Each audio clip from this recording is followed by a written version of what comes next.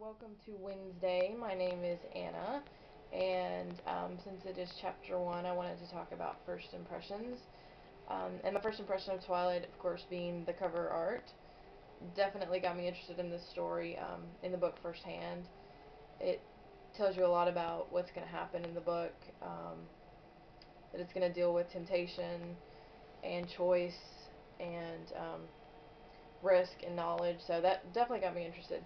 I did see the book in the YA section of the store, so I didn't really give it a whole lot of thought.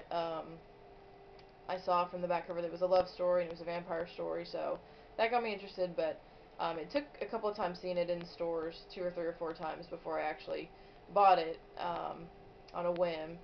And I figured it'd be a quick, easy read, pretty straightforward. It was a YA book, so I wasn't expecting a whole lot.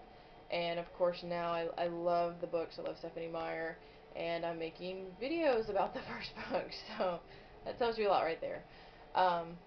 My first impressions of chapter 1, of course after reading it several times, I know that you really get to know everybody that's important to the books in the first chapter. You meet Bella, the Cullens, all her human friends, her parents, so everybody's right there in the first chapter, and she really tells you a lot about Bella and everybody that's in her life right away.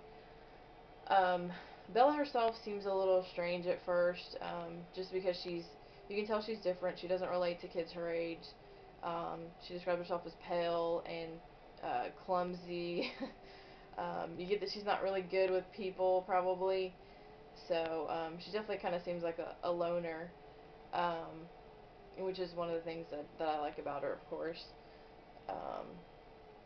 And when you meet Charlie and Renee, or Renee especially, you can tell that Bella and Renee have kind of switched their roles. Renee's like the kid and Bella's like the adult, and she makes the decision to move to Forks, which is interesting. You know it's her decision, and yet she seems kind of sad about it, so it makes you wonder what's going on all there, so you're automatically kind of interested in that part of the storyline. And then when you meet Charlie, he's kind of reserved, and you can tell he's like Bella. He's similar to Bella. And one of my favorite parts of chapter 1 is where they have a conversation about her pickup truck, and she's trying to pull information out of Charlie about how old the truck is, and he's being evasive. So I just think that's a really cute little conversation at the very beginning there. And of course you meet the truck, which is its own character in the story. Um, and when Bella first goes to school, that's kind of how Twilight is, though. You relate to the story, you put yourself in the story. So when Bella first goes to school, you meet the humans, and you can tell right away that she's not really impressed by them. She's not interested in the other kids. She just kind of seems in her own little world. And then when the Cullens show up, of course she perks up, and that's the first time you really see her engaged and interested and curious about something. So you meet Edward, and of course my first impression of Edward is that he's a little mean. He seems curious about her, and then he's just kind of outright rude to her and glares at her and is strange. So that of course gets you interested to see what happens in the next coming chapters.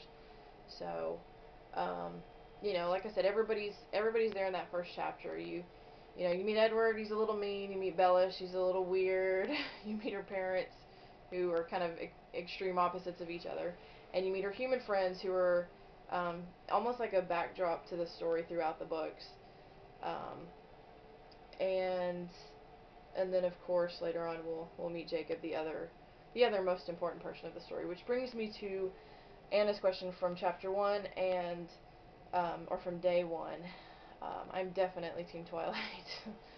You gotta love Edward, but I definitely have a soft spot for Jacob. They're very different, and they both offer different things to Bella. They're both important to her in different ways. So you can't really have the story without either one of them, because it really gives her a choice. So, which goes back to the very beginning, to the cover art. So, anyway, with that said, I'm Team Switzerland. Love Jacob, love Edward, love Bella, and I look forward to discussing chapter 2. So we'll see you next week. Thanks for watching.